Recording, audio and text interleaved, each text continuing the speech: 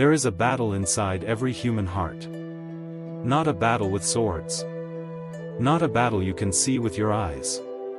But a battle that follows us everywhere we go. A battle between what is right and what is wrong. Between peace and temptation. Between the spirit and the flesh. And sometimes, it feels exhausting. You wake up in the morning with good intentions. You want to be kind, patient, loving, honest. You want to pray more, help people more, control your anger, stay away from sin. You truly mean it with all your heart. But then something happens. Someone hurts your feelings, and anger rises like fire inside you. Someone succeeds, and jealousy quietly knocks at your heart.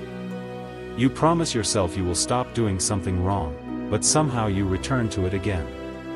You try to stay close to God, but distractions pull you away little by little.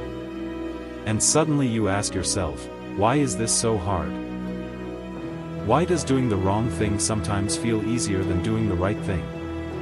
Why does the flesh fight so hard against the spirit? The truth is, every person faces this struggle.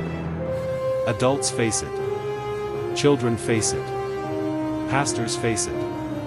Strong people face it. Even the Apostle Paul once admitted that he struggled inside himself. He wanted to do good, but sometimes he still failed. That is because the flesh and the spirit want different things. The flesh says, do whatever feels good right now. The spirit says, choose what is right, even when it is hard. The flesh says, be selfish. The spirit says, love others. The flesh says, stay angry. The spirit says, forgive. The flesh says, you don't need God. The spirit whispers, stay close to Him. Every single day, these two voices pull at the human heart. The flesh is not just about the body. It is the sinful nature inside us that wants control. It wants comfort without sacrifice. Pleasure without wisdom. Pride without humility. It wants to rule our choices. And the hardest part is this: the flesh can feel powerful. Very powerful. Sometimes temptation arrives when you are tired, lonely, hurt, discouraged. Sometimes it comes slowly and quietly. A bad thought. A selfish decision. A small compromise. And before long, your heart feels heavy. That is why many people secretly wonder if something is wrong with them. Why do I keep struggling? Why can't I just become perfect? Why do I still fail after praying so much? But struggling does not mean you are weak. It means you are human. The battle itself is proof that the Spirit is working inside you. People who no longer care about right and wrong usually stop fighting altogether. But when your heart feels convicted, when you feel the pain of failing and still desire to return to God, it shows that the Spirit is still calling you. God never promised that the battle would be easy. But He promised you would never fight alone. That changes everything. Because the Christian life is not about pretending to be perfect. It is about learning to walk with God even while you struggle. It is about getting back up after falling. It is about choosing the Spirit again and again, even when the flesh screams louder. Think about a small candle in a dark room. At first, the darkness seems bigger, stronger, everywhere. But the moment the candle is lit, darkness begins to lose its power. The light may seem small, but darkness cannot destroy it. Instead, the light pushes the darkness away little by little. That is what the Spirit does inside a person. Maybe not all at once. Maybe not overnight. But slowly, faithfully, powerfully. The Spirit changes the way you think. The way you speak. The way you love. The way you react. Things that once controlled you begin to lose their grip. Not because you became strong alone, but because God is working within you. Still, the flesh does not give up easily. Sometimes you may feel like two different people live inside you. One side wants God deeply. The other side keeps pulling you backward. One side wants peace. The other wants temporary pleasure.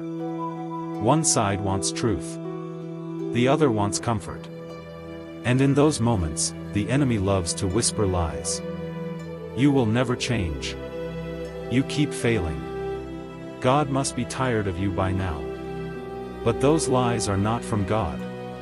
God sees every struggle, every tear, every silent prayer whispered late at night, every moment you resist temptation, every time you choose kindness instead of anger, every time you get back up after falling. And He is not standing far away with disappointment. He is standing beside you with love.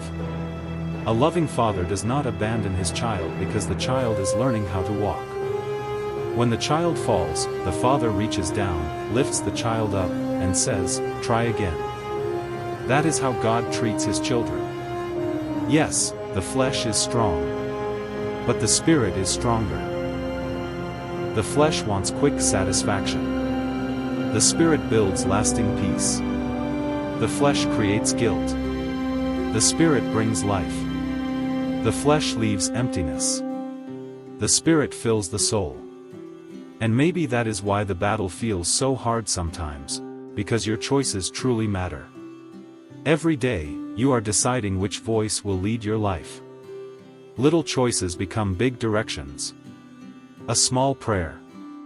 A small act of kindness. A moment of forgiveness. A decision to turn away from temptation.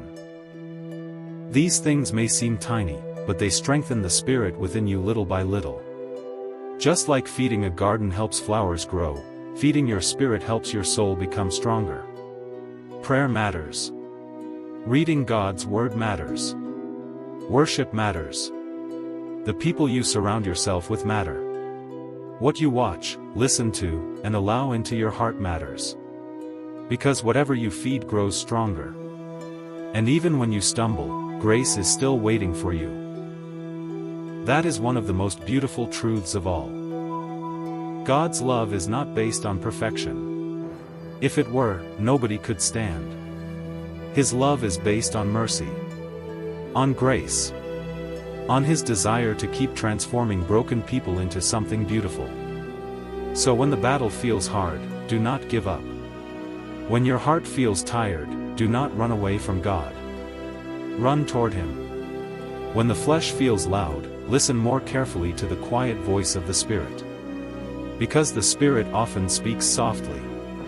Not with fear. Not with shame. But with love. And one day, you will look back and realize something incredible. The battle that once nearly destroyed you was also the battle God used to strengthen you. The struggle taught you dependence. The weakness taught you prayer. The failures taught you humility. And through every painful moment, God was shaping your heart little by little into something more like Him. The battle between flesh and spirit is hard because it is real. But you are not alone in it. And as long as you keep walking with God, the Spirit will continue leading you out of darkness and into light.